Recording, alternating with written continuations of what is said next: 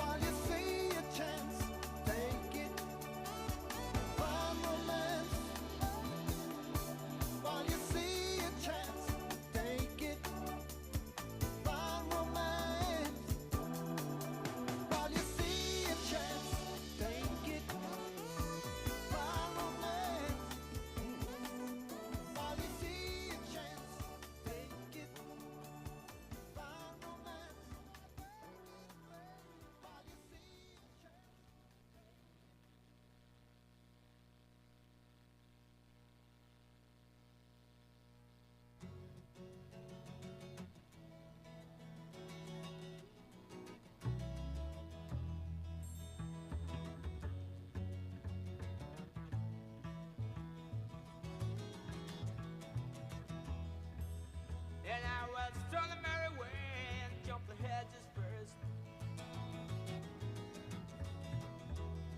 And I will drink the clear, clean water for to quench my thirst. And I'll show out the ferry boats and they'll get high on a blue ocean against tomorrow's sky.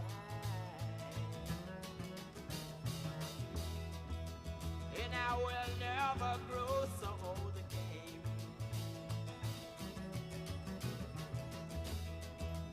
And I will walk and talk in gardens all wet with rain. Oh, oh. Sweet thing, sweet thing.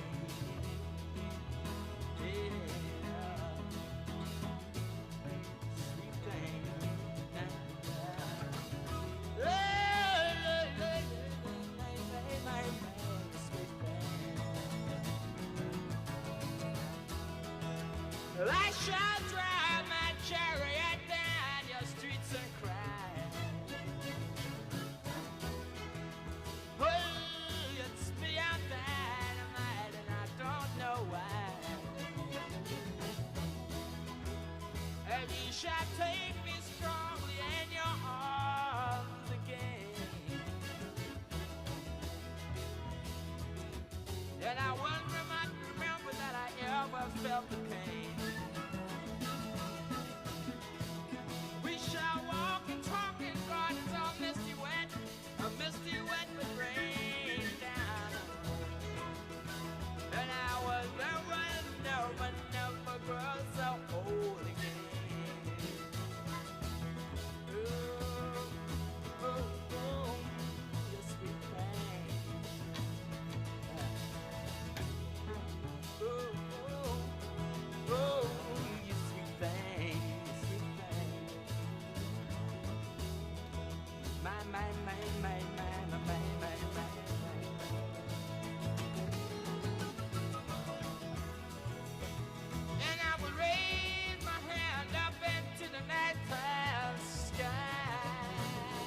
Ladies and gentlemen, please take your seats. The program will begin in 5 minutes.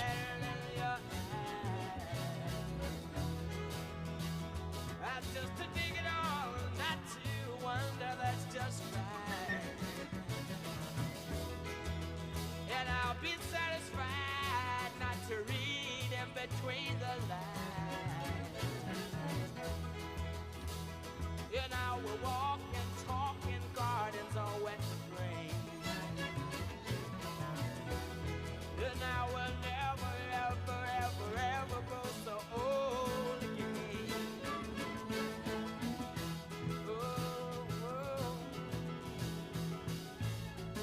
Sweet thing. Oh, oh, oh. Sugar baby. Oh, oh. Sweet thing. Sugar baby. Sugar baby, sugar baby.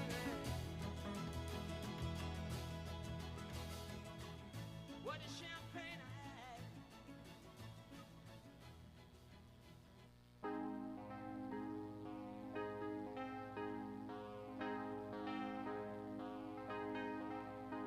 It was an early morning yesterday. I was up before the dawn, and I really have enjoyed my stay, but I must be moving on.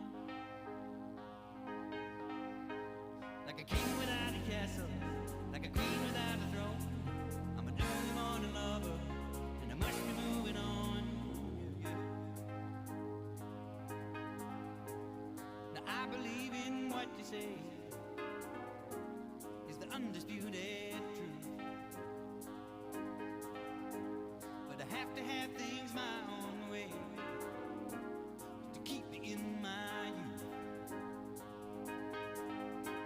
Like a ship without an anchor, like a slave without a chain, just the thought of those sweet ladies as a shiver through my veins. Ladies and gentlemen, please take your seats. The program will begin in 2 minutes. Behind me, my troubles will be few.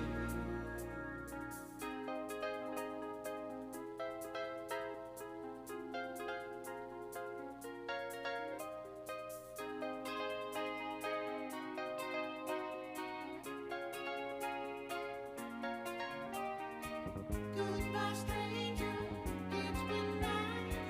Hope you find your paradise. Glad to see you, point of view.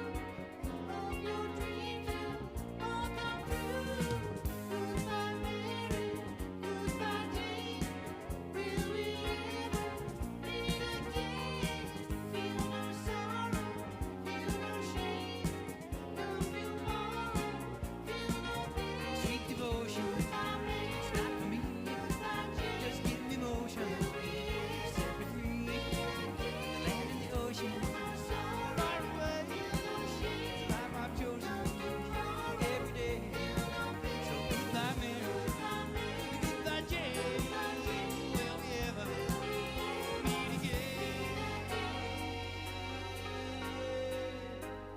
Ladies and gentlemen, please take your seats. The program is about to begin. Some don't,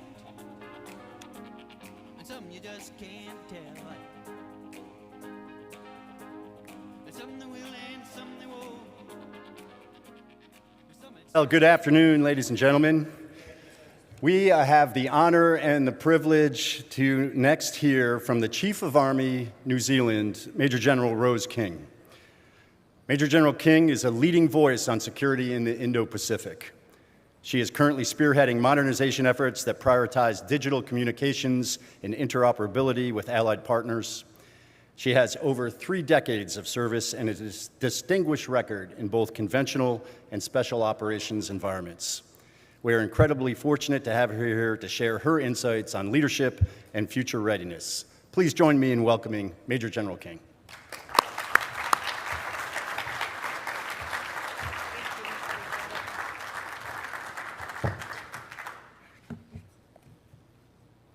Kia ora koutou katoa. Aloha. I kanaka maole o ahupua'a o Waikiki, tēnā koutou katoa.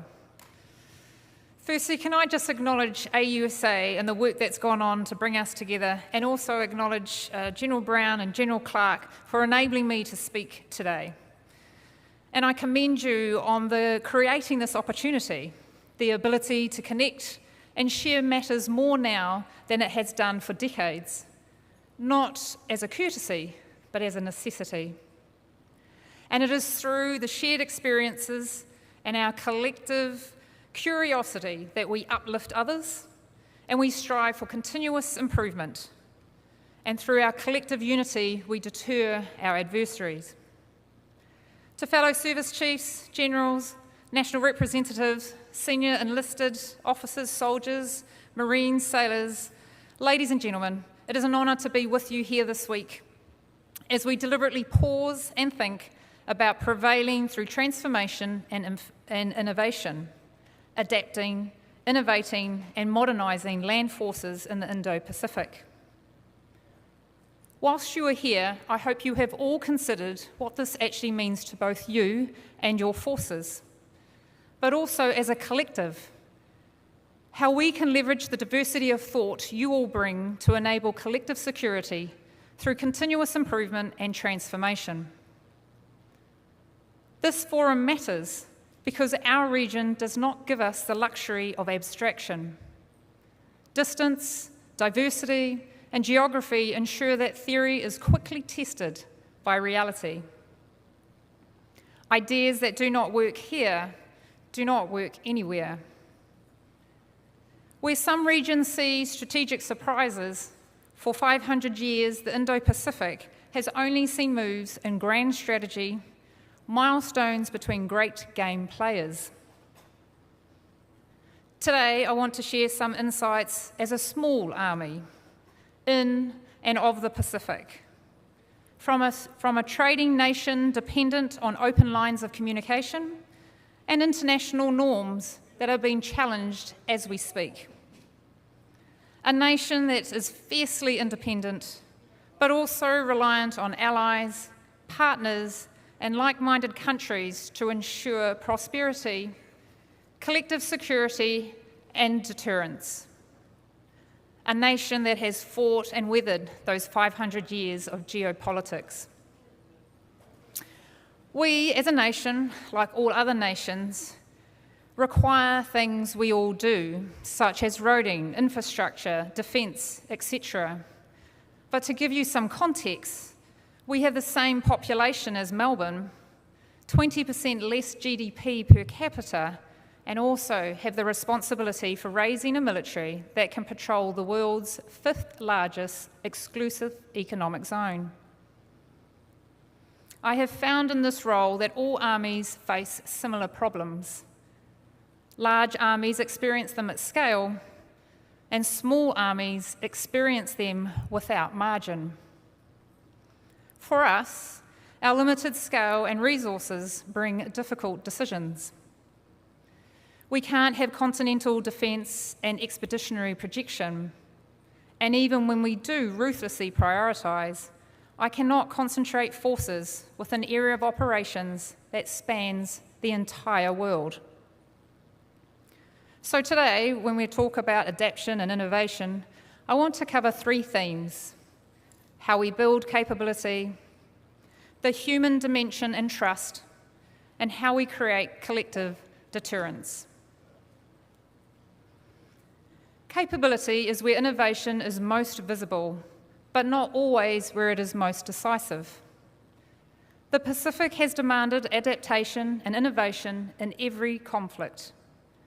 From the New Zealand wars to Slim's Burma campaign, island hopping and Templars counterinsurgency strategy, combat has evolved at every step.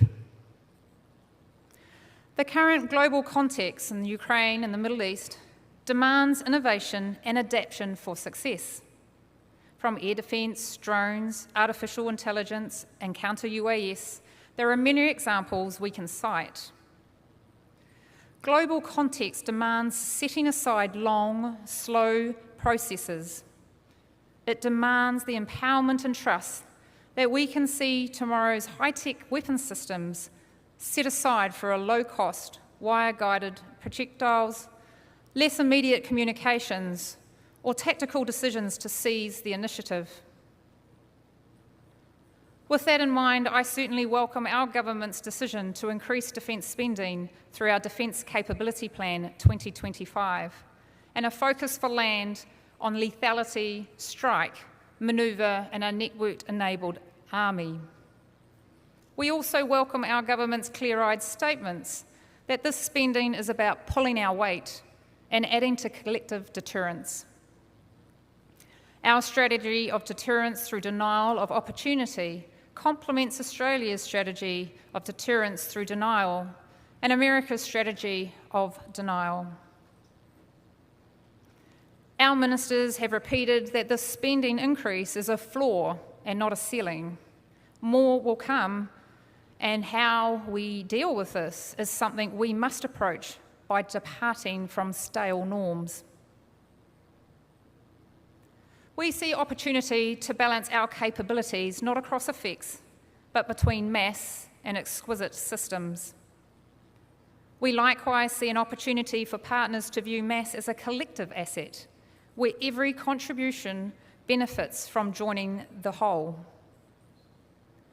Where previous conflicts have seen greater use of capabilities that enhance a collected effort, we see affordability as a way to force nations to prioritise their unique contribution to an effort, to a campaign or a coalition that eases the overall group's concerns. That can mean that an option that interfaces to create effects rather than a perfectly interoperable, even identical capabilities. To mass utility and match our collective needs, we need to adapt our procurement processes. New Zealand's capability management framework is ideal for peacetime large platform procurement, ensuring equity and transparency. However, it's debilitating when the political and strategic imperative cannot wait. The lesson from Ukraine is simple. Waiting for perfect capability carries its own risk. There are lost opportunities in waiting for perfection over a system that achieves the immediate effect and that may not be useful the very next day. World War II saw many systems that seized an opportunity, were used only a few times before tactics moved on. But the innovation that they operationalised led to subsequent capabilities. We should be comfortable investing in short-term solutions that may not have an enduring place in our arsenals. And to optimise how we innovate, we need to adapt how we work with industry. We need to bring them into the tent, give them insight into a problem, and enable them to resolve it with us rather than dictating a solution that quickly becomes obsolete. Australia sets an example here by co-designing, co-producing and co-sustaining in a way that inherently reinforces their national resilience.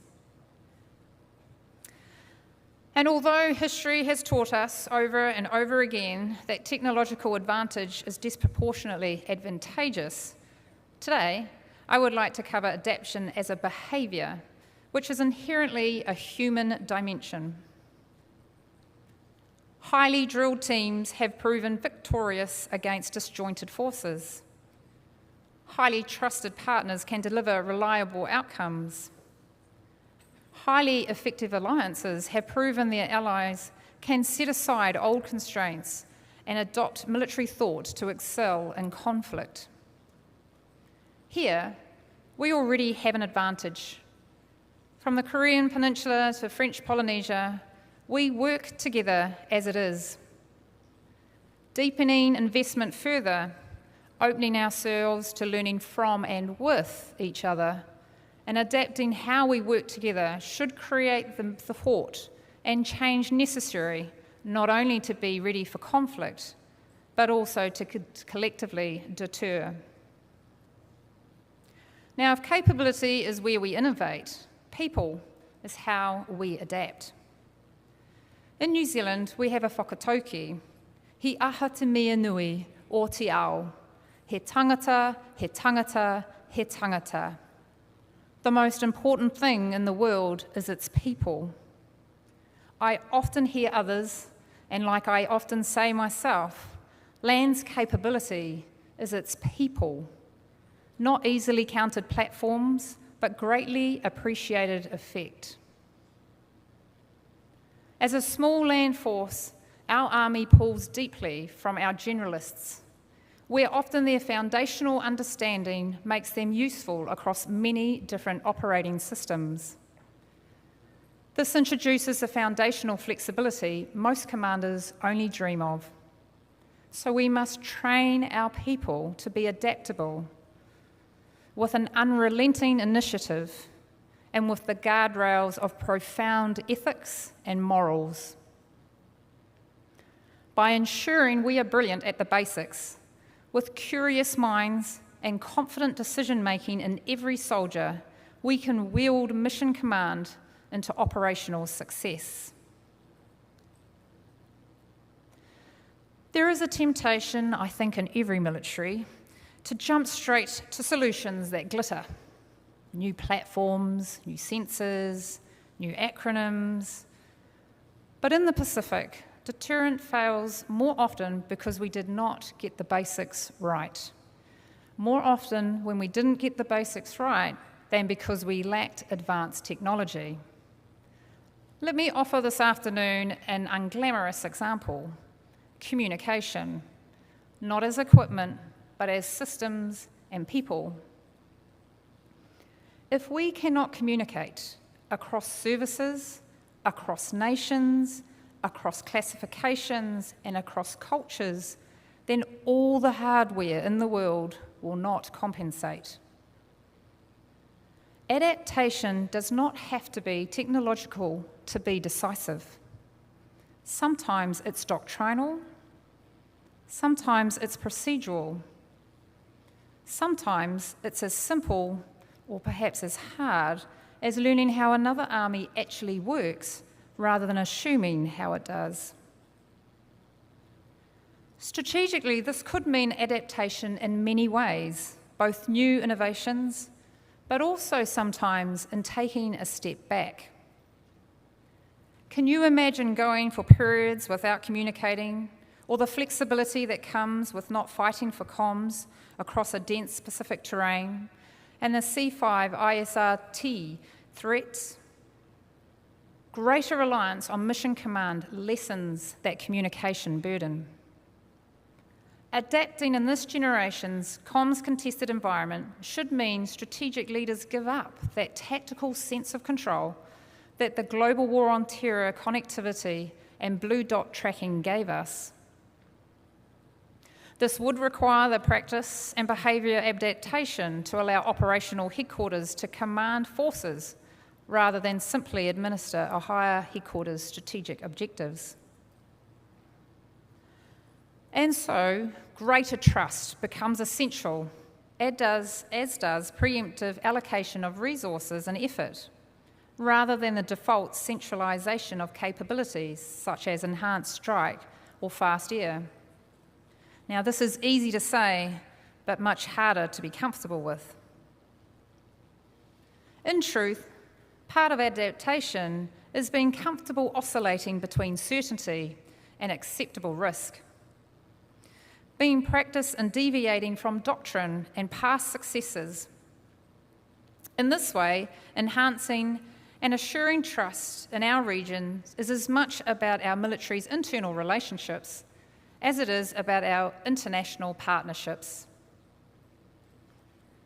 Tactically, the communication example provides a lot of room for innovation, especially decentralised networks capable of interfacing with open protocols, enabling the use of both enhanced sovereign systems and mixtures of commercially provided options.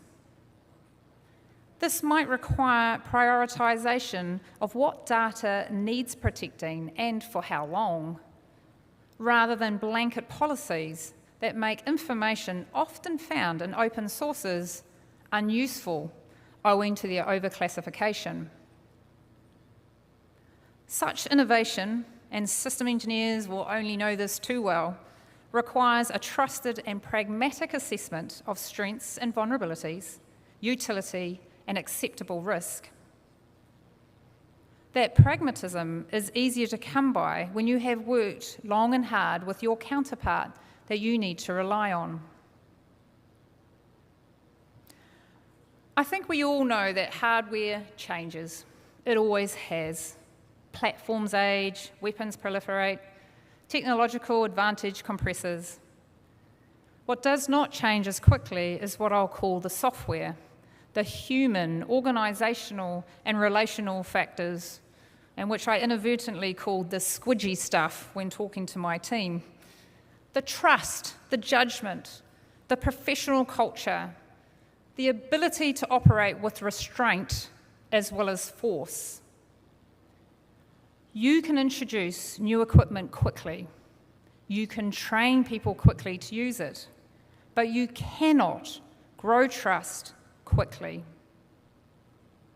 Where Commonwealth and UN forces joined to protect Malaya and Korea from communist aggression, they relied on trust built from the Boer Wars, from the World Wars, and our collective identity as a community.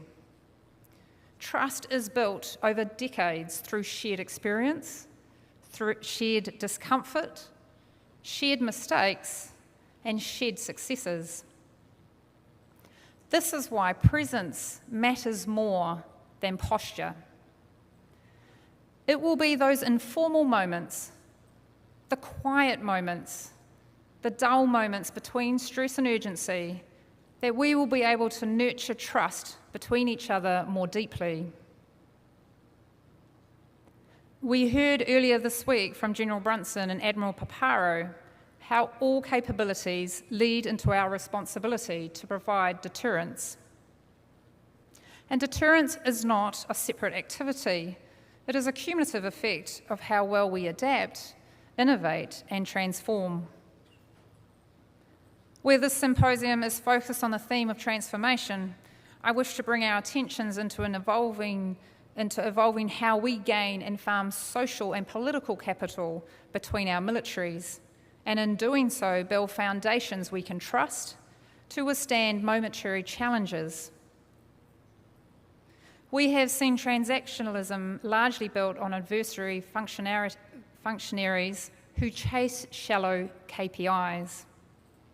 This is inherently vulnerable to unity among our nations when their attempts prove cosmetic and not enduring. Our region is often described as a region of opportunity, and that is true, but it's also a region of gaps. Gaps between nations with large defence budgets and those without. Gaps in infrastructure, gaps in connectivity, gaps in perception. Perceptions between how security is even defined in Washington, in Canberra, Wellington, Suva, Manila, Jakarta, etc. And gaps are not neutral. They are not theoretical. They are operational opportunities for someone. If we do not understand where the seams are between land and sea, between capability and capacity, between intent and perception, others will. We should seek authentic relationships that can withstand little discrepancies, relationships that both sides know will endure regardless of disagreements big and small. All of our country's national security concerns start with strategic geography, the unchanging factor that shapes how each of our countries has evolved our strategic cultures and perspectives. No matter what we think, this is unchangeable. But as such, it gives us a consolation that our neighbours will always be there, and thus we should try to be able to rely on them like family does, even if we occasionally fall out. After all, New Zealand has learnt to rely on our sister nation and ally Australia, despite being able to fit Europe in that little ditch that separates our two nations, and perhaps the wide gap that separates our sporting ambitions. This is why collective security and deterrence in the Pacific cannot simply mean denying terrain. It must mean denying opportunity, political, cognitive, informational, and relational. That requires relationships and presence that are credible, continuous, and welcomed. It also requires us to acknowledge the histories that inform how our sub-regions view and anchor themselves, like Auckland's view that it is a Polynesian city, not for our Māori culture's origins in Hawaii, but because since New Zealand's founding, migrants from the Pacific community have come and gone regularly and freely and easily. When we are so integrated with the Pacific, New Zealand voters expect our government, and thus its defence force and security policies, to look out for their whānau, their family and kin groups as well. Where Australians are our siblings, Polynesians are clearly very close cousins. Every country has such complexities. If we understand our partner's context, we enhance our planning, our understanding, and our ability to execute operations together. That efficiency becomes a deterrent to disjointed packs of adversaries. Adaptation among close partners should also consider how best to contend with the truth that we don't always say out loud. Large systems can unintentionally swamp small ones with bureaucracy, with process, with well-intentioned weight. For smaller armies, influence comes not from volume, but from clarity, from being concise, from being reliable, from being easy to integrate with, rather than impressive to observe. New Zealand has learned that influence does not require size, it requires trustworthiness. And trustworthiness is demonstrated by showing up consistently, by respecting sovereignty, and never confusing partnership with ownership. Collective security today is as much about cognitive as it is physical. If society doubts its institutions, if it doubts its partners, if it doubts its future, then partnership and deterrence has already failed. Likewise, if deterrence is to be credible and comprehensible, our partners should not mistake our actions as detrimental to them. The adversary must see an enduring coalition of like-minded nations that clearly weathers its internal fluctuations, and they must see their strength undermined by our unity, their optimism undermined by our steadfastness. This is where investment matters. Not simply financial investment, but relational investment.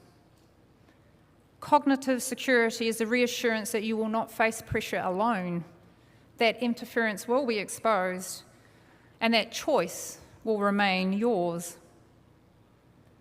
That reassurance is built through presence, not promises. And in times of crisis, we must resist a powerful instinct to close ranks only with those that we know best. History tells us that in the hardest moments, the victors were those who expanded the tent, not narrowed it.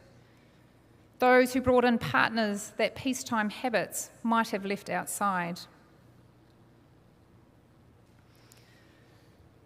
So with this week's theme on adaptation and innovation contributing to the overall operational deterrence, collective security in the Pacific is no longer just about denying territory. It is about denying opportunity. By innovating how we procure and employ capability, how we train and how we trust our people, we close the gaps that others might exploit. We deny the opportunities that could be used against us, opportunities to coerce quietly, opportunity to divide subtly, opportunity to act below the threshold of response. We deny that opportunity not through mass alone, but through presence, persistence, being respectful, inclusive, and grounded in trust. Prevention through presence is not passive, it is active reassurance. It is adapting how we approach what we know to build the most workable relationships and proper trust. It says, we are here. We understand you, and we will not let you face pressures alone. That is not just strategy, that is partnership. And in the Pacific, partnership is the decisive terrain. If we get that right, deterrence follows. Nō reira, tēnā koutou, tēnā koutou, tēnā koutou katoa, mahalo, aloha.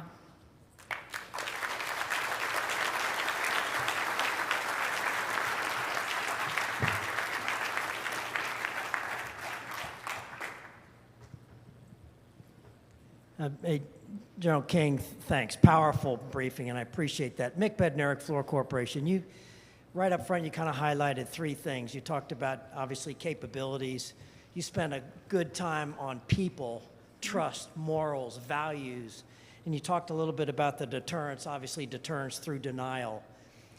You shifted it there at the end in talking about gaps. Real important, particularly in the area of the globe that you operate in. Could you expand a little bit as you see, not only from your position as Deputy Chief and now Chief of Army for New Zealand, the gaps and more specifically of the risks that you see in the area that you are currently located in? Thank you. Thank you for the question. I think this really goes back to what I said. It's how do we work collectively? When you live in an area where just the geography and the distance between different nations, it's how we build trust, how we understand each other, and therefore understand what's happening in our environment, that you can work collectively to address the threats that we see. And those threats are quite different depending which nation you are. And so I think this, to me, is really important, is how do we work collectively to listen to our partners, understand what their threats are, because it may be a bit different to ours, but it doesn't mean they're less real. So to me, that's the fundamental piece, is the collectiveness, the trust, the understanding, and understanding the perspective of other nations, but still supporting them as they address the threats they face. Ma'am, if you don't mind, I'll ask a question as well. The New Zealand Army has been simultaneously active in Korea, Europe, and the Pacific. As a small but highly regarded force, how do you make decisions about where New Zealand's contributions has the greatest strategic effect?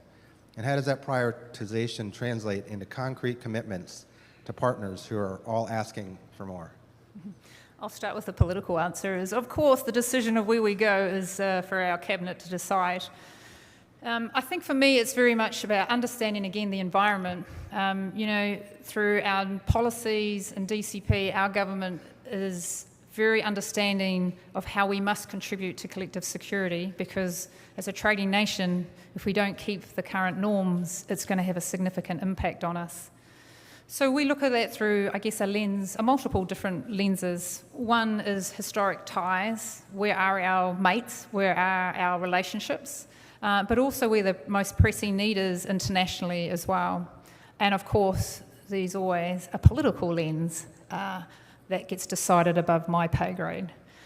But it is difficult, right? I find it intriguing when I'm speaking to my counterparts, and as I said, all chiefs have similar problems. We all want more people, we all want more equipment. It just means you've got to prioritise more when you're a smaller nation. And that's why it's so important we have those relationships so we can rely on others. Ma'am, thank you for being here. Please give General King a big round of applause.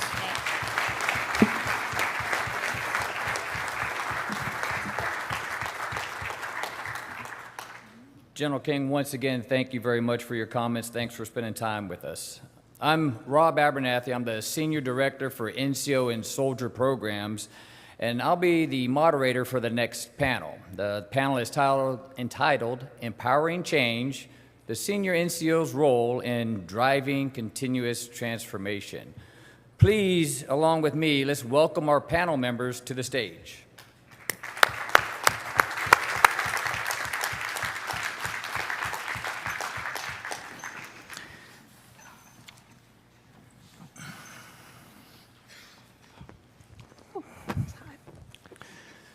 You elbowed me. All right, now that everybody's comfortable, I think I'd like to first start with a couple of opening comments, and then, as a matter of process, we'll kind of go right down the line with opening comments from each of these senior non-commissioned officers, hear their thoughts. While we're doing that, please think of questions, because one thing that we want to focus on here is getting some questions from this crowd, to us, to these panelists, to, hopefully get some great answers to you.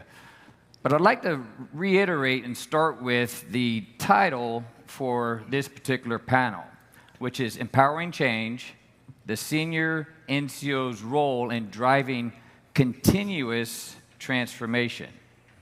So for me personally, when I hear that, I slightly bristle. Now why do I bristle? It's because when I think about our jobs as non-commissioned officers, it's really principally to, train the force, train the individuals in the force, train the formations in the force, and training those forces to a set standard. So when I think of these two phrases, set standard and continuous transformation, in my mind, I think they come into conflict with one another. Because when I think of a set standard, I think that, you pretty much have something that is relatively fixed, very little movement. Continuous transformation, conversely, means you got constant change.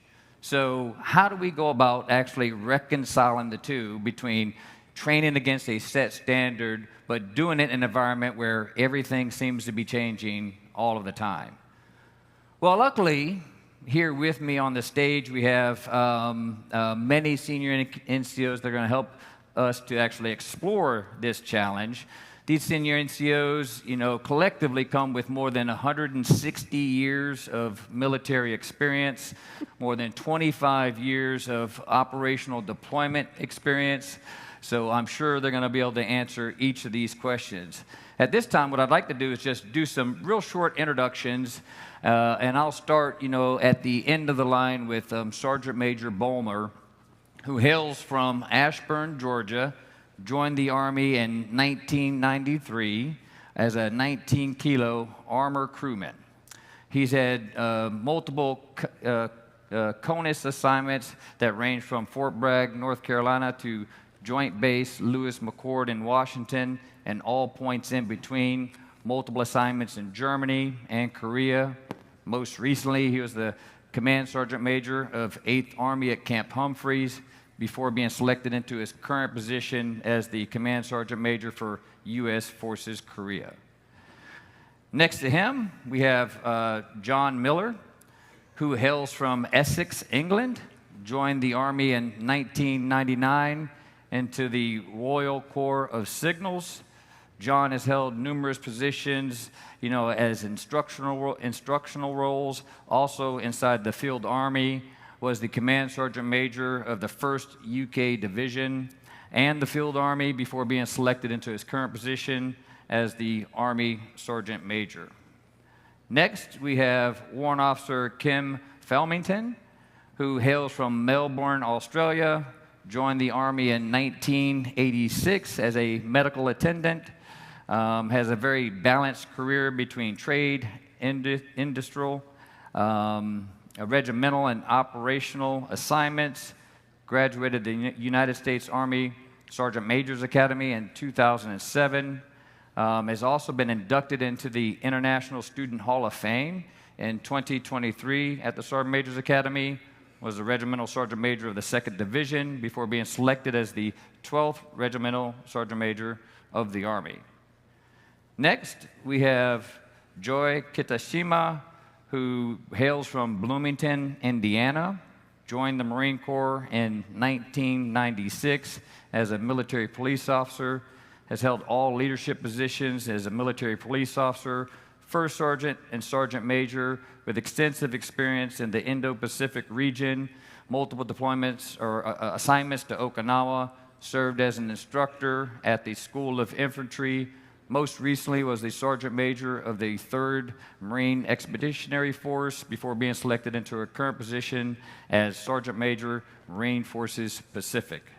And lastly, Sergeant Major Jason Schmidt, who hails from Tucson, Arizona, joined the Army in 1993 as a 19 Delta Cav Scout, has also held multiple CONUS assignments that range from Fort Bragg, North Carolina, to Fort Irwin, California, many points in between, multiple assignments in Alaska and Korea, was the 23rd Commandant of the NCO Leadership Center of Excellence and the Sergeant Major's Academy before being selected into his current position as the Command Sergeant Major for U.S. Army Pacific.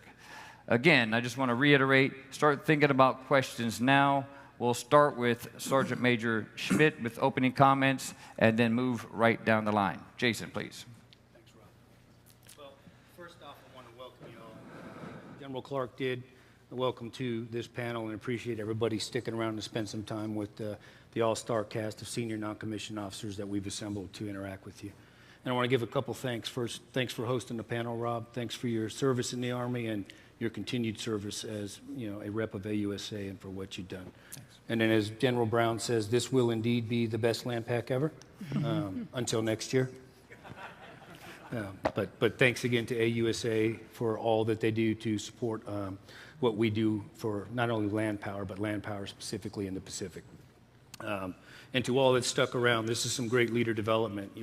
They say where you spend your time, set your priorities, and you taking 3 days out of all of your busy schedules for some great networking, some leader development here is only going to make the ties that we have across the region stronger. So thanks for all of that. And of course for the panel members who generously give of their time in support of the development of us, right?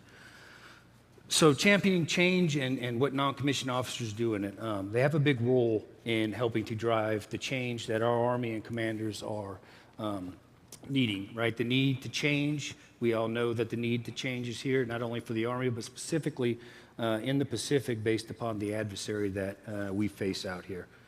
But before we get down into champion change and the great change that's been going across Indo Pacific, specifically USAPAC, right? Just a quick review of why that is important in case anybody missed my boss's opening remarks. This environment, in Schmidt's humble opinion, is unlike any other environment on the globe, right? We have the most challenging terrain.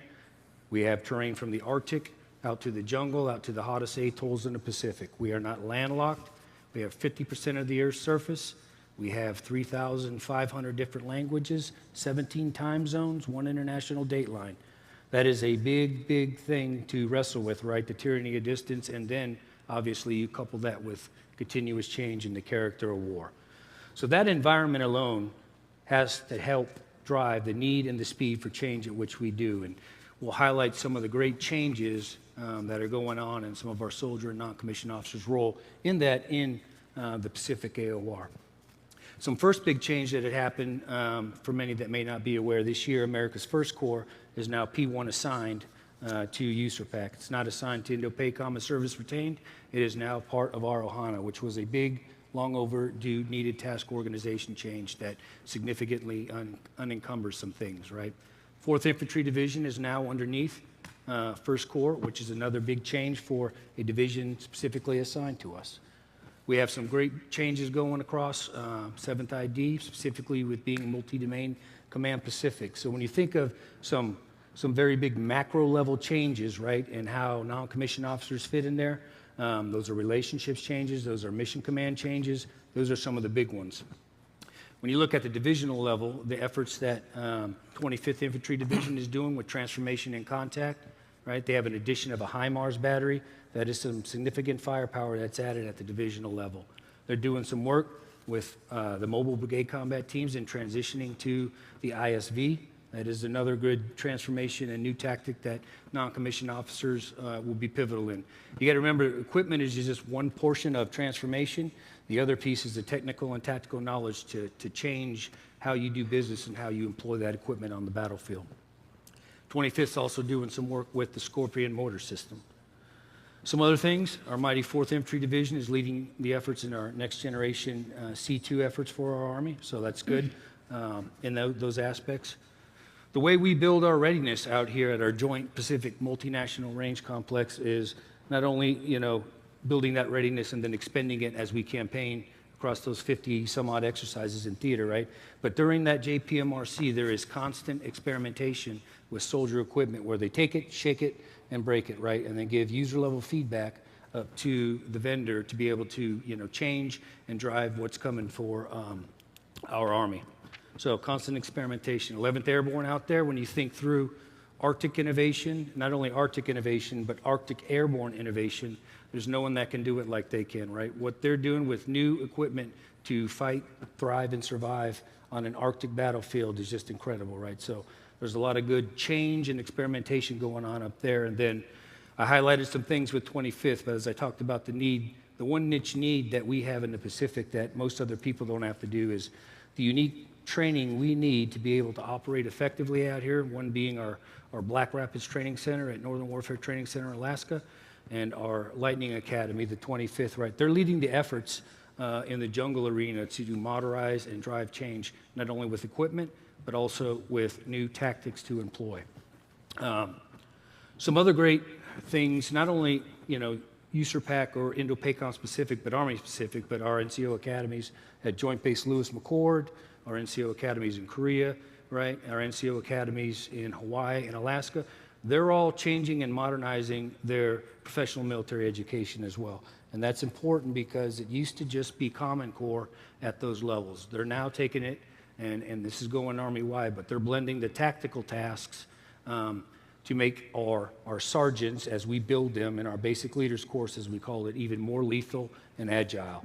Simple things like adding back in a 7-day FTX. Simple things like land navigation as a requirement, right? Learning the use of a compass, not only for navigation, but as a weapon system. So a lot of good change that is happening in the enlisted ranks at our academies as well. Commensurately with this, our commander, General Clark, changed his theater Army strategy. Last year, if you read the pamphlet, it was organize, generate, apply, and build. This year, it's now people, partnerships, and prevail. So when you look at changes to how he's going to approach the Pacific from the theater Army strategy, and then how he's going to get after it with deliver, strengthen, and advance, those are big changes. So down in the non-commissioned officers world, one of his guiding documents for me is his Pacific Enlisted Leader Development Strategy.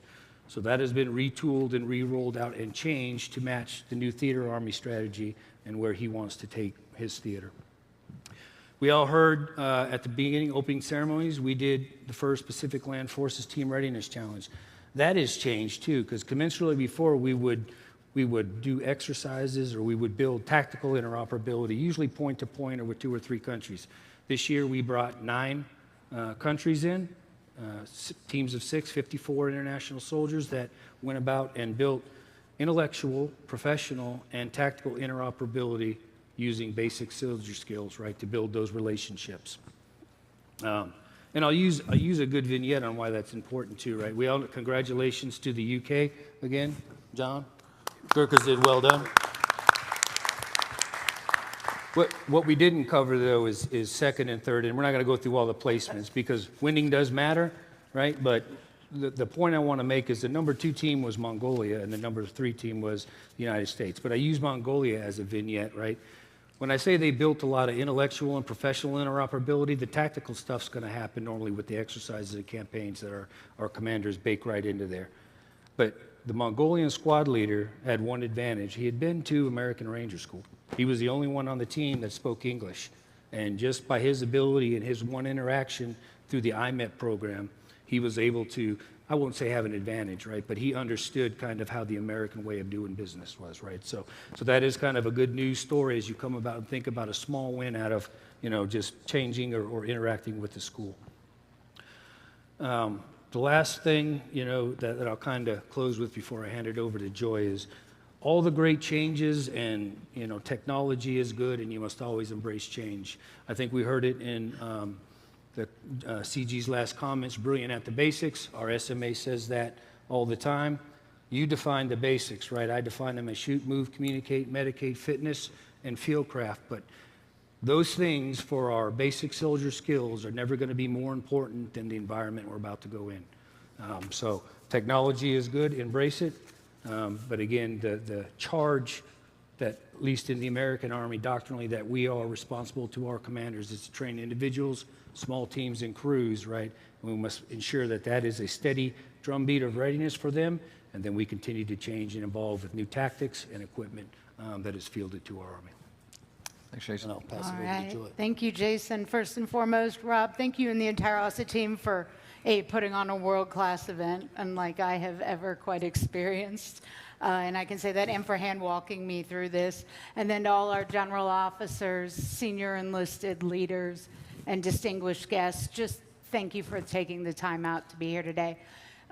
So my topic was how we, as senior non-commissioned officers, proactively develop the next generation of leaders through mentorship, education, innovative training.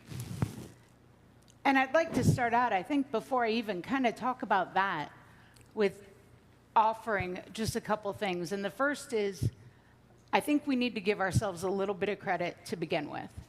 Over the past 6+ years, all of our nations and all of our services have really done phenomenal work in exercising and innovating and changing how we do training and how we change mindsets. I've seen it everywhere I go. I mean, just recently at Fort McSisei and seeing 25th ID out there and what they're doing, and at the Lightning Labs. So it's not lost on USAPAC, that's for sure. But we have to acknowledge that. And then I think we have to all concur in violent agreement that it's simply not enough. It is not enough at this point in time with the adversary we're facing, right? And I think that's what we're kind of doing here today. So I think as I talk to proactively, how we proactively develop them, I think we have initiated that already, and we're just now continuing to gain momentum. Fortuitously, the Secretary of War on the 6th of May released a memorandum, and I believe many of you have read it, and if not, that's certainly fine. But it's the Warfighter Performance Optimization Memorandum, and it's over total force fitness, where in this memorandum, he acknowledges that our military advantage in readiness is 100% dependent upon the performance of our most critical asset.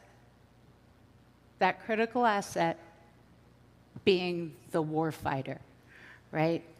So he goes on in the memorandum about how we maintain our weapons and we maintain our equipment with discipline and all the initiatives we put into that. However, we perhaps don't do the same with our people, and we must invest that same level of energy in our people in order to ensure the lethality and resilience of our future force. So this aligns to and I'm trying not to speak service specific here because I believe there's a lot of things that connect us all. And certainly one of those things is our passion about the strength of our enlisted force. And I think we all wholly recognize that the strength of each of our individual organizations is very much dependent upon the strength of our enlisted force. But I am going to discuss very quickly one thing that we as a service, as the United States Marine Corps, have been working to do, and that's our total force fitness. And we look at it through pillars, and we didn't invent this. We took a model from the SOF community that they've been using since 2013, and we said, hey, that works for them. It won't work for us, but maybe we can do something that will. So we've iterated on it at least for the past 8 years. And we're finally to a product that is functional. And I believe many of the services in this room have something similar. But for the United States Marine Corps, it's really, foundation is the 4 pillars. It's physical, mental, social, and spiritual. Not in that order, not in that priority. We always mention physical first, right? Because I think many of us feel as though as war fighters, we get paid to be physically fit, and we do, which is phenomenal, right? A free gym membership every year. But it's so much more than that. And they are absolutely interdependent upon one another. So as I talk to each of the pillars, we know that physical fitness is kind of the baseline, and that is the expectation we have. And then when we talk mental, we talk what we need from our future leaders is that cognitive capability, that decision-making under stress, those critical thinking elements. That is in the mental pillar. It is not just mental health resources, but those are certainly a part of it. And then social, none of us fight alone. None of us fight alone. We fight as a team, be that in combat, be that in garrison, or be that on the home front with the families. We don't want any service member to feel like they have to go through that alone. And then spiritual, like the chaplains, and then I think us as senior NCOs, we really are like that, and must be that moral anchor of that organization.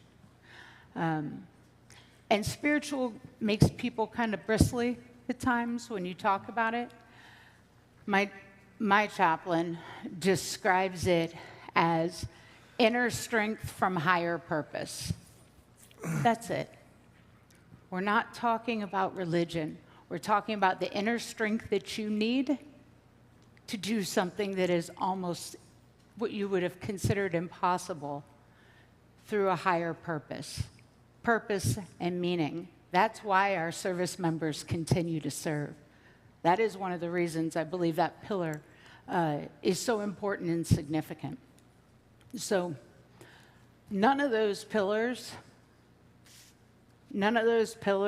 as I said before, operate individually, and the resources associated with feeding each of those pillars, they feed multiple. It's not just one. And at the end of the day, if we can get this right, and we're not there yet, because it has to start early on in their careers at boot camp. If we can infuse this model early, then these pillars can help weave together kind of the very fabric, as part of the fabric, to make that strong fabric of that strong warrior that we need, that is our most critical asset. Now, mentorship, moving on from that, mentorship, education, innovation, all of these things are fundamentally a portion of every single one of those pillars that we utilize. And all of that, and I mentioned it, collaboration before, that we didn't do this alone. All of these are very much also dependent upon us being able to do this with partners and allies and other members of the joint force. Like our physical training instructors we got from the UK and Australia and New Zealand, examples of how they do it. And the beauty of being able to be here, Jason, and I'm so grateful for you inviting me, I forgot to mention that, is that we have this opportunity to collaborate over these things, because there's brilliance happening in each of our services right now. We just don't often have opportunities like this to share it. So as we look at it, and we look, because 160 years. I'm obviously not a majority of those years. But if you look at 160, I'm sarcastic too. He punched me in the head on the way up, by the way. It's a total accident. But as we look at this, all of us are, none of us do this to leave a legacy, right? We don't do that. But there's a legacy that's left by each of us. And as we all, over the next couple years, start to head out, I think we all know that the legacy that we leave are those service members that are remaining, that will inevitably fill and exceed our footsteps, right? Because there is no choice. The time could not be more critical than it is right now, right here in this moment. And in Sec War's letter, he mentions that from fire team leader to 4-star general, we must own the responsibility of forging disciplined, lethal teams ready to deploy, fight, and win. The security of our respective forces and nation depends on the leaders we develop today. So through education, through mentorship, through innovation, and all the other ways that we're doing it, I thank you all for everything that you've done up to this point. And I yield to you, Kim. Hey, thanks, teammates. It's fantastic to be back, and certainly General Brown and General Clark, thanks for providing an opportunity and certainly a platform for senior enlisted leaders. I've been asked specifically to talk about igniting innovation on the front line. It was Albert Einstein who said, if you always do what you always did, you will always get what you always got. Acknowledging that we all have entered a more dangerous and unpredictable era with deteriorating trends, broadening and intensifying, under greater strain that was last seen probably back in the Cold War, compounding that by the fact that we live in the Indo Pacific region where the lifeblood is the littorals, which includes some of the most challenging jungle, mountain, riverine, and urban terrain in the world.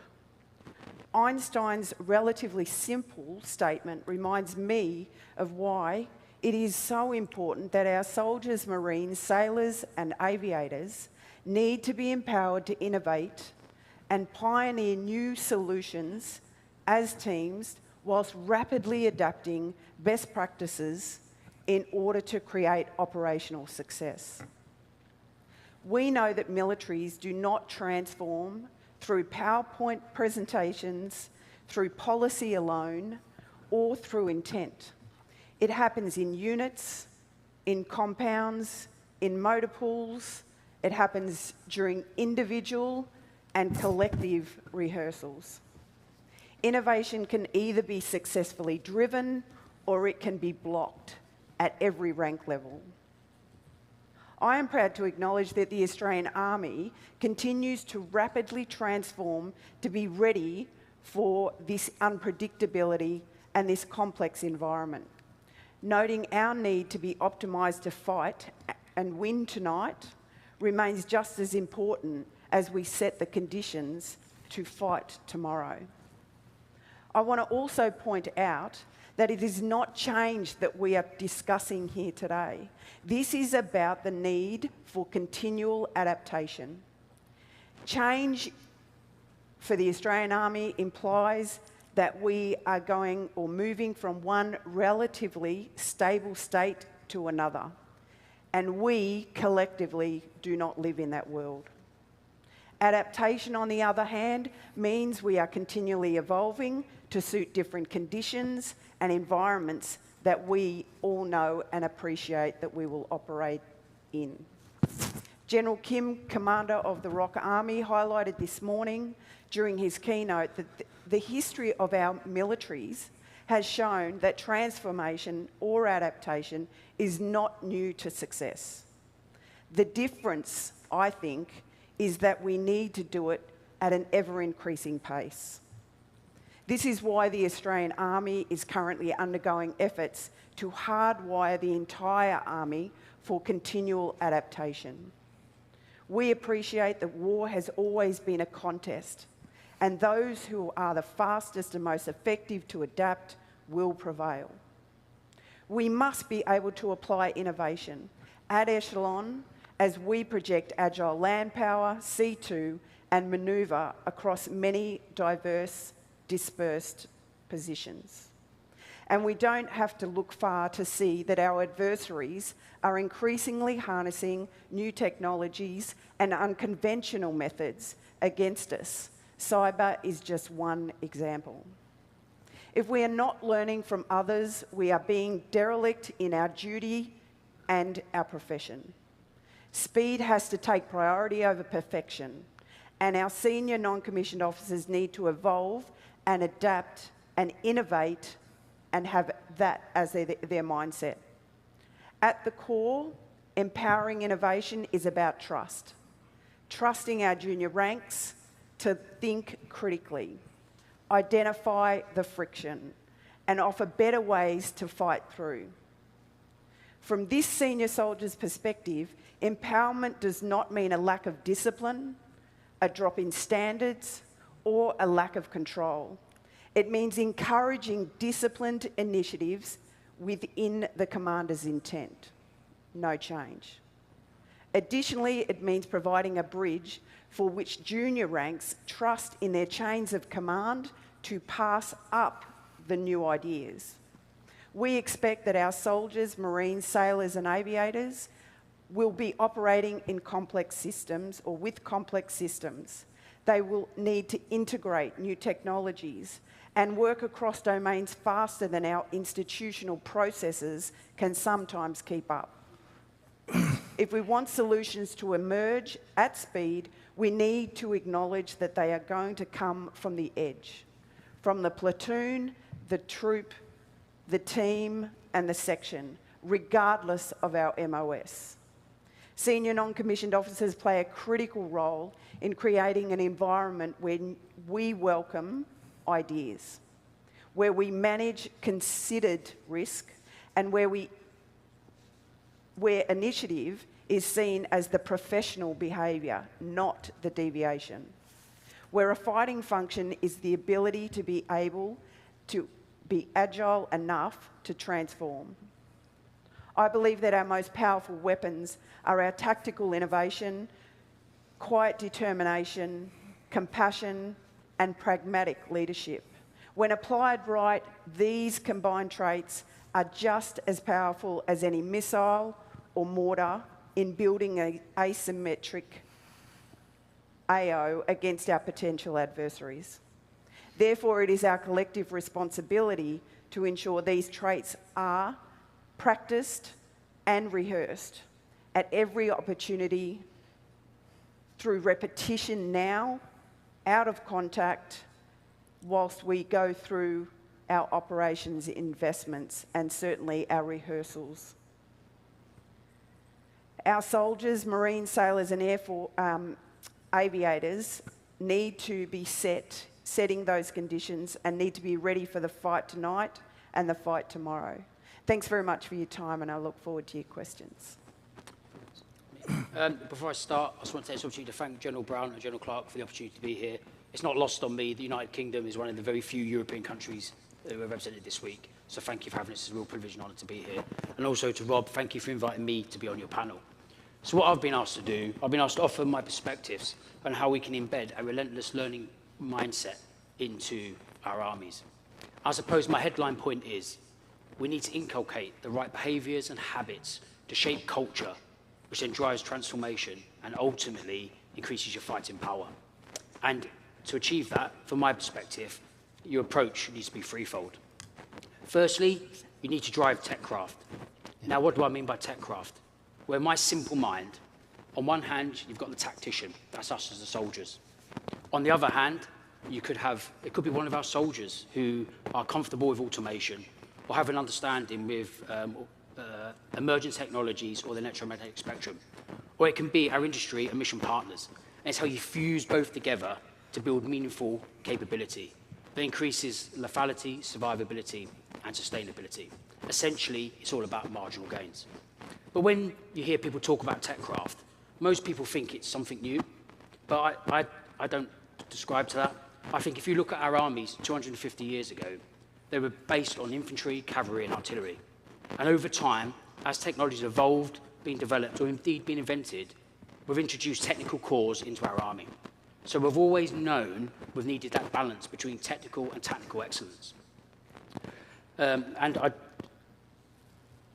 Tactical excellence. But I do feel we need to bring our mission partners with us, because what's changed today is we can no longer do it on our own. The pace of technology, innovation, and how much it's adapting, we need to bring industry partners into the room and as part of our team. And if CGS was here, he would say it's about driving science and technology into every echelon of his army to fight for those marginal gains and drive that mindset. And I also think that's why things like this are important as well, because you can learn off your allies and partners just as much as you can off industry. And I suppose as senior NCOs, we need to ask ourselves, what does this piece of technology mean to me? What does it mean to my organisation? And then how will I integrate it? The second point is about reinforcing decentralised leadership. Now, it's in our doctrine, the manoeuvres approach, and mission command. It's how we want to fight. We need to employ it both in routine and on operations. And we all know the 21st century battlefield is transparent. Anything that moves and emits is targeted in minutes. So dispersion becomes key to survivability. And I've seen firsthand the challenges this can bring, where during our training cycles, a particular British Army unit really embraced dispersion, went bold, but where they struggled was they didn't set the conditions in routine, which when they struggled with command and control on the exercise. So on the next cycle, they reverted to what they knew. They came together, and again, they struggled due to strat fires and the short to medium range UAS threat. So we know in the modern battle, junior leadership is key, and we expect more from our junior commanders. So therefore, we need to train, empower, and support them in routine so they're credible, confident, and capable on operations. And also allow us to maintain our asymmetric advantage over all our adversaries, whether in Europe or in this region, which is our NCO core and our people. But then closely linked to this as well is about setting the right culture. Is it a blame versus choice? Now, if people make mistakes and it's through neglect, then clearly that's dealt in a swift, robust manner. But if it's an honest mistake, bearing in mind we're asking more from our most junior people, noting techcraft and more focus on mission command, things will go wrong. So we need to understand, if it's an honest mistake, it's about choice. So why did you make that mistake? If you could do it again, what would you do differently? And what would you change and why? And that learning mindset shapes culture, builds competence, and ultimately increases your fighting power. And then my final point is about the use of data to drive your fighting system. Now, do you train as you fight, or do you fight as you train? Now, in the British Army, we probably tell ourselves we train as we fight. It's demanding, it's realistic, it's interesting, it's progressive and safe. DRIPS, it's a mnemonic tool when we're designing battle exercises or live-firing tactical activity. And we use data to validate an organisation to determine whether they are credible to be deployed on operations or be held at readiness. But what happens if we flip it? And we don't use data just to validate. We use data to increase lethality and survivability, where the technician drives the tactician for those marginal gains, because that's what we're seeing in Ukraine today. And it's increasing your kill ratio. So it's from 20 to 1, 25 to 1, 30 to 1. It's their marginal gains to allow us so we can maintain the advantage. And then as we develop this fighting system, we need to be able to train it. So if you can't train it, you can't fight it. But you need to train it in a safe way, certainly in the UK perspective, otherwise the health and safety inspector won't let you do it. So we need to make sure we get that balance right. And as senior NCOs, we need to work out how can we drive that tactical excellence, reinforce the standards, which protects our license to operate and allows us to build an army our future demands. And I believe that's all of our collective challenges, regardless of what colour uniform you're wearing on this stage today. So finally, to summarise before I hand over, I think we need to inculcate the right habits and behaviours by reinforcing our junior NCOs, NCO Corps, to set the conditions, which provides the foundation for us to build and train our fighting system. Because if we do that, we will transform our army and ultimately increase our fighting power. Thank you, and I look forward to your questions. Hey, good afternoon, everyone. Good afternoon. General Clark, I just want to tell you and AUSA for giving us a platform as senior non-commissioned officers to discuss issues affecting the force. It's not lost on me that there's armies in the world that don't highlight their NCOs, and you giving us this opportunity to do that, so I appreciate that. Also, General Brown, you've been doing that for many years, so thank you as well. It's about strategies that senior NCOs can use to build partnerships to drive collective transformation. And every one of our panel members mentioned the word partners during their opening remarks. So I think we cannot ever have a discussion about moving in the future or fighting in the future or transforming or changing without including our partners. And I think us as senior non-commissioned officers, we play a unique role in building some of those relationships. So I'm just going to give a couple talking points from my point of view of what I think we can do as non-commissioned officers to help strengthen relationships and drive towards collective transformation.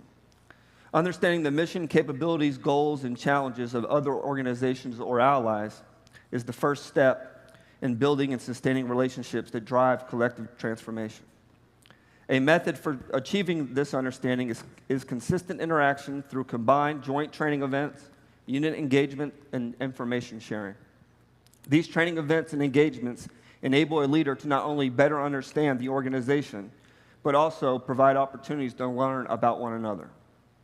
In many cases, you'll find that other units or allies are trying to achieve similar results in terms of transformation and adapting to the ever-evolving environment. You'll also find that due to differences in unit manning level, budgetary constraints, and other challenges, they have developed different methods to achieve those same goals. Opportunities to interact and train and engage with other partners provides the ability to solve problems and adapt together. Being stationed in Korea, we're blessed because we are stationed alongside a model ally in the Republic of Korea, and it allows us to conduct continuous activities to maintain our combined readiness and build upon our alliance. These activities allow for exchange of tactics, techniques, and procedures that change as both militaries transform and adapt to ever-changing threat and emerging technologies. At the NCO level in Korea, we conduct multiple combined joint events to enable us to sustain relationships and adapt to the ever-changing environment together. As an example, once a month, I go see the senior enlisted advisor to the chairman in Korea, the ROK SEAC, and we have discussions about what's affecting our force in Korea, what's affecting his force, and we come up with plans and strategies to help one another solve those problems that we're both dealing with. Another great example is our 8th Army does an NCO Academy instructor exchange with the ROK Army. So we send instructors down there to be instructors to the ROK NCO Academy. They send instructors up at our NCO Academy. And all of those different interactions allow for the exchange of information and see how we're changing. Like Jason mentioned, our schoolhouse, the ROKs go back and do similar changes as well, because again, we're going to fight together with the Republic of Korea and many other partners. We do 2 major exercises a year in Korea. And during those exercises, we gather about 50 ROK and U.S. combined joint sergeants majors, and we go out and do battlefield circulation, where we go out and visit different units of both the ROK and the U.S., and we observe their training. We pick up on what their needs are. We evaluate, how we can help them. It's just a good opportunity to get a better understanding of the challenges affecting the force. We also do what we call a Backbone University. It's designed to train NCOs at the Sergeant First Class E7 level. So just recently we brought 81 non-commissioned officers from the ROK and U.S. Joint Service in for a week and just focused on professional development, and we had deep discussions about issues that are affecting those non-commissioned officers at their level. And then some of you may have heard of this event. We do an annual Mungadai, where we get about 90 sergeants majors together, each other's ability to survive on limited sleep and limited food, and we build partnerships and relationships. But all those different types of activities that you do with a partner, it lets you better understand them and their needs. It's been my experience that sometimes we show up somewhere, being the U.S. Army, we want to do things the way we want to do them because they're important to us. But what you have to realize, specifically here in the Pacific, there's a lot of countries that don't have the same threats and same challenges that we have. So they're not going to train the same way we are. They're not going to do things the same way we're going to do them. But we're going to be able to learn from them, and they're going to be able to learn from us. We just have to have a good understanding of their capabilities and their goals to help achieve that, and the NCOs play a role in that. So thank you, Rob. That's what I got for opening comments. All right, fantastic comments from each of our panel members, and we've already got a whole stack of questions to get after. But I would be remiss if I didn't go back, because I don't think anybody in the crowd here caught it, but the British Sergeant Major in his comments talked about how armies fought 250 years ago. He specifically said 250 years ago, which I thought was interesting. Intentional. I felt like it was intentional. Clearly we lost, so I wouldn't say that. I was going to say it worked for somebody. It worked out for us quite well. So I do want to jump into some questions, but before I get into these questions, I want to bring some comments from some general officers from panels that happened earlier today that kind of, made me kind of think about, and definitely tied into some of the comments that we're having here. First and foremost, General Hilbert was up here, and he talked about establishing very capable armies, and in many cases, they could be very, maybe even mediocre armies. And if you add on very exquisite kit to a mediocre army, what are you left with? Still a mediocre army, right? So you're not going to be able to just add on stuff or bolt things onto an army to make an army great. And I think that gets after some of the comments that we all heard here from each of the panelists here. It's investment in people.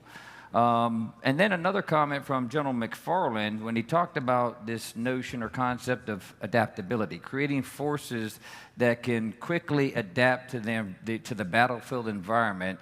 Those are the folks that are actually going to be that are going to have decisive wins in the battlefield. So thinking about that, and this is for each panel member, and if I would, I'd like to start with Rob and come back this direction. But how do we get after, teaching that? How do we build adaptable soldiers? I think it starts in training at the lowest level. So, I mean, if you institute the need to adapt and the ability for sometimes we have very strict training, guidelines on how we're going to execute a task and what we're going to do.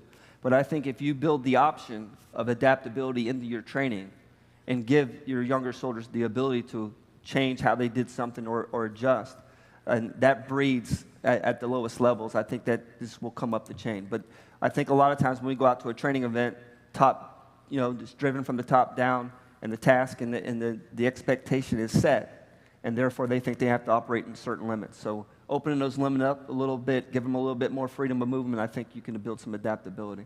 Yeah, and I think the other thing that you're alluding to, Rob, is giving them an opportunity to fail. Absolutely. Absolutely. Yeah. John. Yeah, I think I kind of mentioned that in my culture a bit at the beginning, blame versus choice. I think you have a learning culture that encourages people to push boundaries and make mistakes, to fail quickly, to learn. Yeah. And I do feel that if you set that right culture, you'd be surprised about what your people bring to the party and how much they adapt and evolve over time. But certainly, to your point, Rob, about the fundamentals of soldiering will never change. There's still the hardships, there's still people endeavour, that will never change. But technology's changing, the character of war's changing, so therefore we need to adapt as we go. And when you hear some of the fighting systems that all our armies have got at the moment, the beyond line of sight warfare, the algorithm warfare, we've had it heard software-defined warfare earlier. It's got loads of different flavours. Everyone's trying to sell a book, so they just make it up as they go along. But I do think one thing is for certain, we're going to have fighting systems built on greater autonomy, cheap one-way reflectors flying through the air, all fueled by AI. And then so you can kill at greater distance with greater lethality whilst preserving the force. So we need to adapt to do that. So you set the right culture in your people, you give them the freedoms through techcraft to experiment with technology, and then as they develop and evolve over time, they can adapt to any circumstance and situation, because they're, one, confident that the system's going to support them, but two, they've learned as they've gone along, so therefore they understand the system, the process has been part of it. Thanks, John. The foundations are already set and they're solid. But I think what we need to do is just acknowledge that the adaptability in tech is far more advanced with those soldiers, sailors, marines and aviators that are coming into our services than what it ever has been before. Certainly, you know, you highlighted up front the age, maturity I call it. Today, those young men and women are coming in with far more understanding around adaptability in tech, which is what we're all talking about, how we harness that and utilise that. Once again, it's that innovation, bottom-up fed. We've just got to capitalise on that. And it doesn't change the standard. It just makes sure that we're harnessing on those strengths that our people are bringing in from society. Yeah, and Kim, the thing that I would add to that too is, you know, allowing that information to come from the bottom up. So as senior enlisted leaders, we got to be listening, you know, as well. Yeah. Very good. Joy? Yeah, totally agree. I think I look at it, well, identical to how they do in terms of tech and data and all of those, but when you say adaptability, I go straight to the tactical level. Yep. And I go to that, in my mind, that individual Marine who is under fire, who is in a position where, for all reasons in the world, they would not, could not, or should not survive, and they find a way out of it, whether that is in combat or, quite honestly, whether that is in garrison. Their ability to adapt to friction, their ability to make it through adverse environments and settings. So I think training to that, very much like they all spoke to, I do believe it has to start at entry-level training. And then I believe that all of our entry-level trainings, we force them to adapt, right? You have no choice. You will. So we force that upon them there, and then maintaining that constant drumbeat throughout the course of their career, where they are placed in situations in the horns of that dilemma, and forced to make difficult choices. And then the only other thing I'd add, just because I'm thinking of it, is I believe that some people just have a greater propensity to be adaptable. Perhaps the way they were raised or how they grew up. And I think oftentimes seeking out those individuals in your formations who have demonstrated that ability to be adaptable and plugging them in where they're needed to be plugged in. Yeah, and Joy, you bring up one, you know, point to highlight too is, you know, adaptability I think definitely does come at different levels and should be employed at different levels. So individuals are going to adapt to the conditions at the tactical level. You know, organizations also need to adapt in terms of the concept of employment at that particular time. Very 100%. good point. Jason? Yeah, I'd add in that, you know, I think if they don't have that characteristic, as Joy just described, right, I think how you build them, you start with your training management. If you know that folks are not adaptable or lacking those characteristics, you know, you've kind of fused that into your training model. It should be tough, realistic training. I know I'm not shocking anybody with that statement, right, but you learn from failing and failing fast and then reiterate on it. I would tell you, I think that at least from the U.S. Army side, our leader development model naturally supports that, right? We get it from training, education, and experience. So if you're looking to build adaptability and that's one of your outcomes, you put it in your training model, right? The education, and I'll steal a quote from former SMA Daily, right? Your non-commissioned officers and soldiers have graduated from Dr. Seuss books. I don't remember if you remember that quote, but I use that very often. So they're very smart, right? They're very able to do these things. They may not identify that they are not adaptable and need to be taught either that characteristic as they explain, and I'll kind of wrap the pigtail on the question with, you know, people think, and we've kind of changed our doctrine a lot, but I got welded this into my head as a young soldier, right? There's two types of knowledge that you need to truly master when you're talking. You need to know your technical knowledge of whatever you're trying to employ, that new kit, weapon systems, and then you need the tactical knowledge, right? Not just what it can do and all that, but how to make that thing, that object, that item, that weapon system effective in a combat zone through engagement area development, right? So if you're lacking adaptability, I think we have the right catches. I just want you to think if you identify the people that may not have that characteristic, you can naturally bake that into your training model. Great points all. So this is a question that comes from the crowd, and it's directed at the entire panel. I'll read through it. It says, driving continuous transformation is absolutely necessary in today's rapidly enduring environment. What are some of the challenges in your services or your armies that your armies are facing as you work to maintain pace with the advances in technology and near-peer capabilities? What are you focused on at the individual and small unit levels? In my mind, when I saw this question come up, it made me kind of think of an old maxim, that I think Covey is credited for, which is the main thing is to make the main thing the main thing. So in my mind, to kind of simplify that, what is your main thing? What are you focused on at the individual and small unit level? We'll open it up, Joy, please. If you don't mind, Rob, I'll start. There's my pen. I've been looking for that. So I was like, I'll start since I can't write it down. I'm hilarious. So I think this is probably similar across all. To start off, before I get to the main thing, the trouble that I think from a service, and I certainly don't speak on behalf of the Commandant or the Sergeant Major of the Marine Corps in this forum, from my perspective, is money. It's always money, right? One of the problems with keeping up. The other problem is the ability to source things, items, what we need from our industrial base at the speed of relevance. And that's one you hear all the time. So there's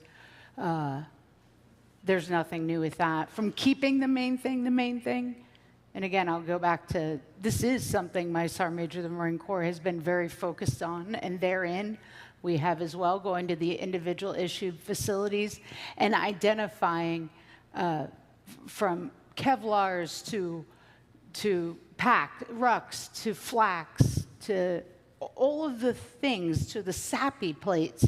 We had units that weren't being issued SAPI plates because we just didn't have enough for you.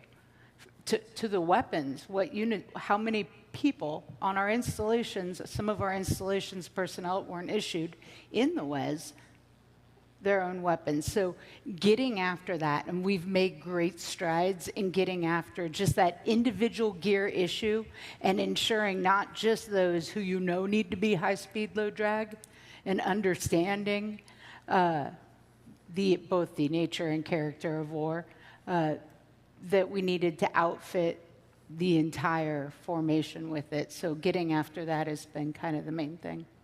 Thanks, Troy. From my perspective, that the challenge is around the permafrost. Everyone wants change until it affects them. So bringing people on the journey absolutely is a must. What I'm focused on is about, and Joy sort of tapped on this, it's about leaving an inheritance, not a legacy. Leaving an inheritance makes us leave a place better than it was when we got there. Not because it was bad, not because, somebody did a poor job. It's about acknowledging the fact that we're in a different environment, we've got a different set of mission sets, the conditions have changed, and we've got to do that transformation to keep up with it. Sometimes when people leave a legacy, they might tend to leave nothing in the tank for the next group. It's about organisational needs, not the individuals. Thanks, Kim. Good. I'm going off for 2 points, really. The first one would be an army level point, and then the second one would be one of the things I'm trying to get after in the British Army. And I think the first one is, the army point, is about culture, and it's how we procure equipment. Because historically, and General Brunson spoke about it this morning, the time of 10-year equipment cycles are kind of over. We need to be quicker and adapt quicker. But when you look at the fighting system that our chief has introduced, and it mirrors pretty much every army in here, I've no doubt, where you have your survivable platforms, these are sophisticated crude systems, think tanks, think guns, think attack helicopters. Then your second layer of lethalities, your attritable systems, so they're like your more drones, operate on the ground, in the air, and in the surface. They're uncrewed, the mid-sophistication.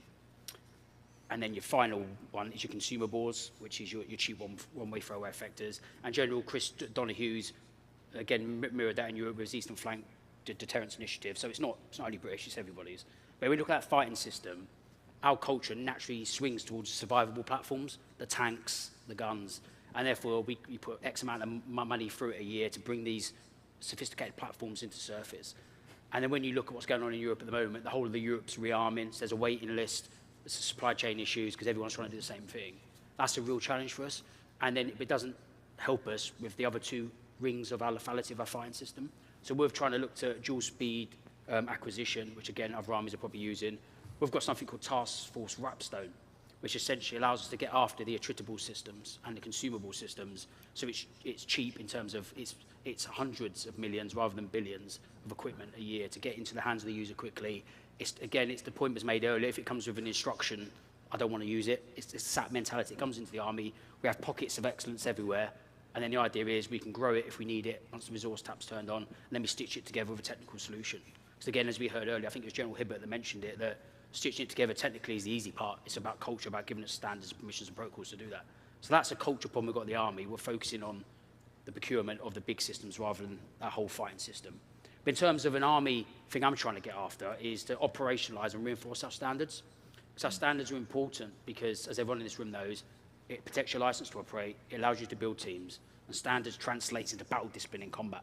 So that's why it's important. So what I mean operationalise them, I mean make it relatable to our most junior people, both officer and soldier, so they can self-police and they better understand them.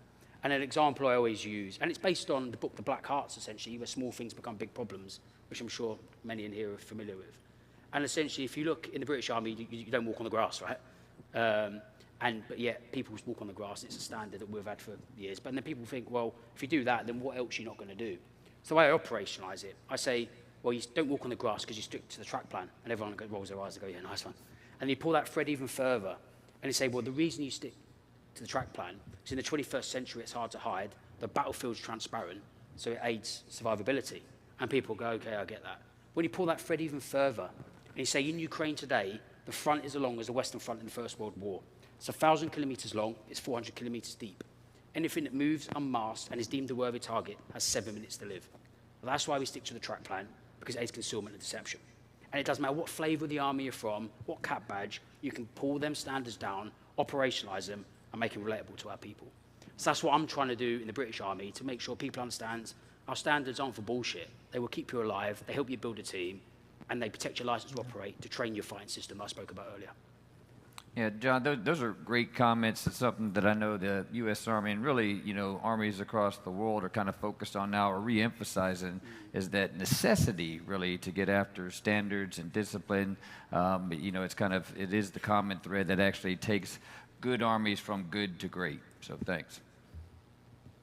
Yeah, then I would kind of add, you heard the resources piece, you heard the standards and discipline piece, but as I look and maneuver on behalf of General Clark, the things that you want to look at is, A, not forgetting what your core duties and responsibilities are, right? So as a non-commissioned officer, that is standards and discipline, as John weighed out. That is also the individual training of small teams and crews, right? If you are not building that individual readiness that your officers can plug into the collective training plan, all the new things are not going to aid you in the world. And, there's a quote out there, I don't know who said it, but you go to war with the army that you have, not what you want, right? So as you think through the folks out there that, would make up excuses for training, the haves versus the have-nots, right? You may or may not get it. Things that you may think of that I look for is saturation, oversaturation of technology that may be distracting and not enabling teams, squads, platoons, and companies to do more. Redundant efforts, an example of that, I'm not anti-drone, but you can be over-droned, and then you could, not fire a qual range in about 8 months because you're doing one thing in lieu of the other and not blending. Then, last I'd say just, focusing on the shiny object, right? What's the next new thing? And everybody wanting that goes kind of back to, the haves and the have-nots. Right. Rob, did you have anything to add? Yeah, just to jump on Jason's comment a little bit further, you can't control what you can't control. Like, you can say we're going to get this many $1 million, we're going to get this equipment. So as a non-commissioned officer, what can I control? Well, I can make sure my soldiers are physically fit. I can make sure they're mentally tough. I can make sure they can employ the weapon systems they currently have with proficiency, and I focus on that. If I get a new kit, great. If I don't, I still got a soldier that can go out and execute the task that they're assigned to do. Sometimes, like Jason said, we get focused on other things, but If you have soldiers, you have that requirement to make sure they're physically fit, they're proficient on their individual tasks, and they can do what your commanders ask them to do. Another question from the crowd. You know, history shows that during periods of rapid military innovation, the most effective ideas often come up from the bottom up. How can we create a culture that empowers junior soldiers to experiment, take initiative, and learn from failure without fear from negative career impact? This is for all panel members. I'll start with it. From what I've seen out there, when you look at the efforts that I described earlier, I used the take it, shake it, and break it. Right. That is what we want as you look at soldier innovation. You know, probably some of you don't remember the old platoon early warning systems, right? We call them PEWs, right? We'd inventory them for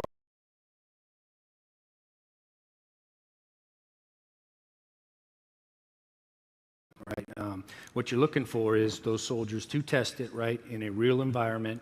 Out in the field, as we discussed with the Arctic Innovation, with the 11th Airborne, 25th Infantry Division, with what they're doing.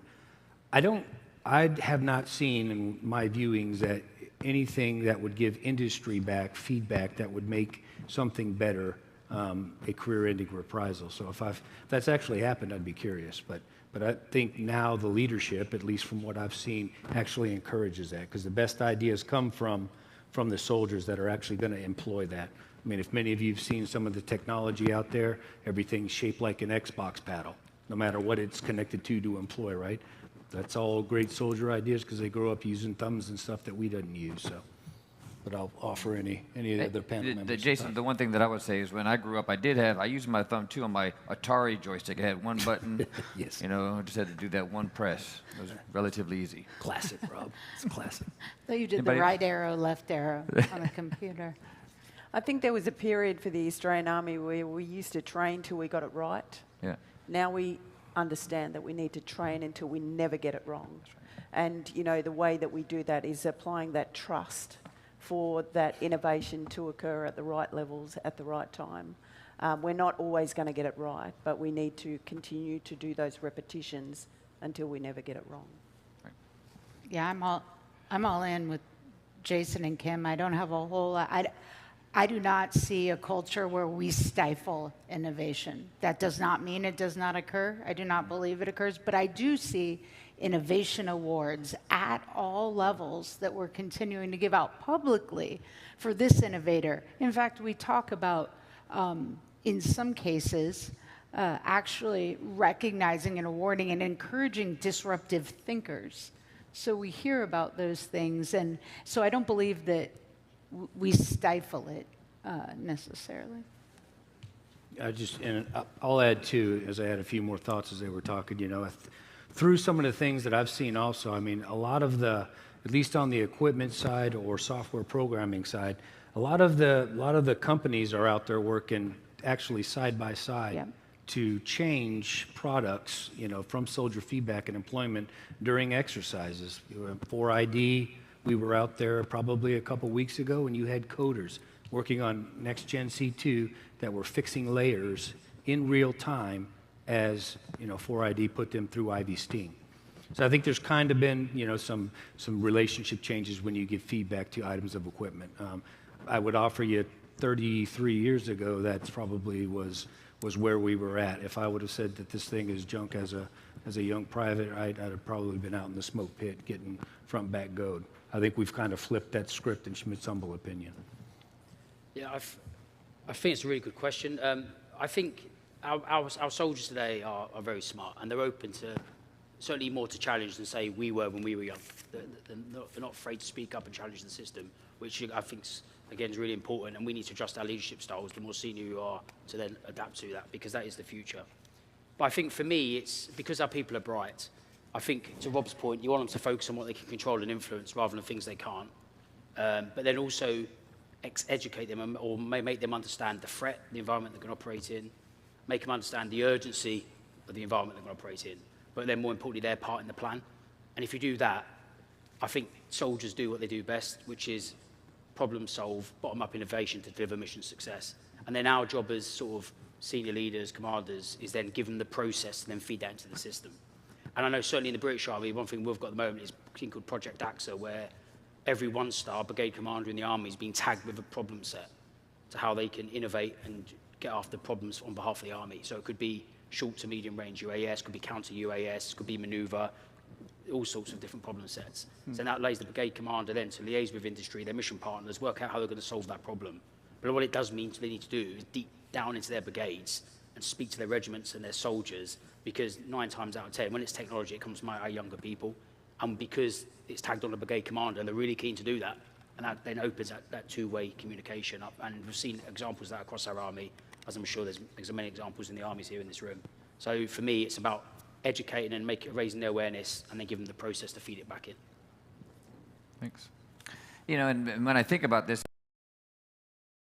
NCOs, not just senior NCOs, but NCOs, you know, more generally speaking, offer unique opportunities to help, you know, unclog any clogged areas that aren't supporting a culture of empowerment that's allowing the free flow of information from bottom to top, because NCOs can easily transcend the organization, you know, relatively easily without creating much, you know, disruption.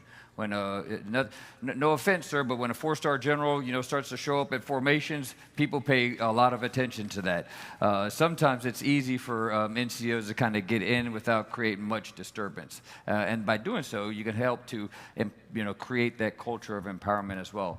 So I'm running out of airspeed and altitude. I got a kind of a speed round question that came from the crowd as well. Throughout your decades of service, what was the defining moment, you know, potentially guided by a senior enlisted leader, that drove your decision to stay in uniform? I'll let you think about that for a second. Throughout your decades of service, what was the defining moment that drove your decision to stay in uniform? We'll start with Jason. Well, Speed round. Speed round, okay. I'd just say I stayed because I love the people. You know, it's like an old song. You're not going to miss the circus, you're going to miss the people when you retire. I love the Army, I love what it does, but really I stayed because I have a love of soldiering. Thanks. Joy? Okay, Rob, speed round, so I'll be quick. I don't know if there's a variety of very similar defining moments, and I will not go over each of them, but one is that at some point in time I had a leader that looked at me and challenged me to do more and be more than I ever thought I could. That was it. And then I was able to do it. And I was like, holy crap, you believed in me. And then I believed in myself. And that happened multiple times throughout my career. Thanks, Joy. Never one defining moment, but I echo both of those. Yeah, Okay, I'll keep it simple. I think for me, I've only ever wanted to be in the army since I was 3 years old. I've never thought about leaving, so it's a bit of a hard question. But if I'm honest, I think for me it was when I was a section commander at basic training, and I saw that people joining the army from different backgrounds to me. I had a fairly average background, but I wasn't any hardship.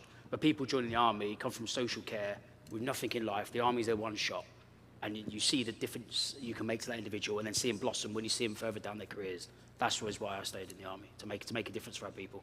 John?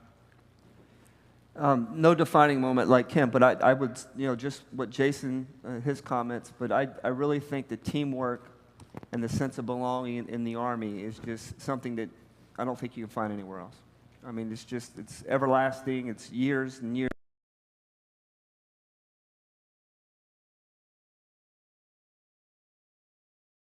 And that networking, and I don't think you can get that anywhere else in the world. Thanks, Rob. I know you're out of time, but I do have to bust in real quick because, you know, General Clark uses this quote. I was going to say phone a friend, but I know it's because he uses so much. There's no greater human emotion than the feeling to belong. And it's so true. I mean, you can sum it up in a simple sentence like that. Yeah, and whether it's belonging or, you know, picking up on Rob's comment about teamwork, it's really been my honor to be part of this team and moderating this panel. Thank you all very much. Let's give them a round of applause.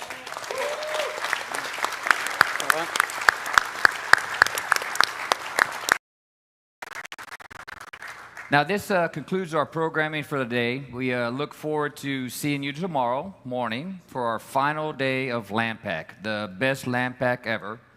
We will be starting at 0800 with breakfast at both exhibit halls. Our formal beginning will start at 0800 with a keynote from Major General Sai Du Shin, Chief of Army, Singapore Armed Forces. Have a great evening.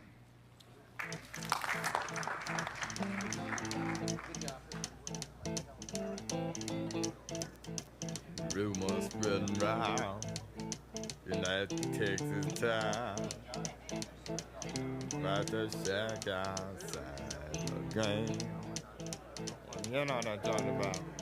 Just let me know if you wanna go to that whole mile on the range. They got a lot of nice girls.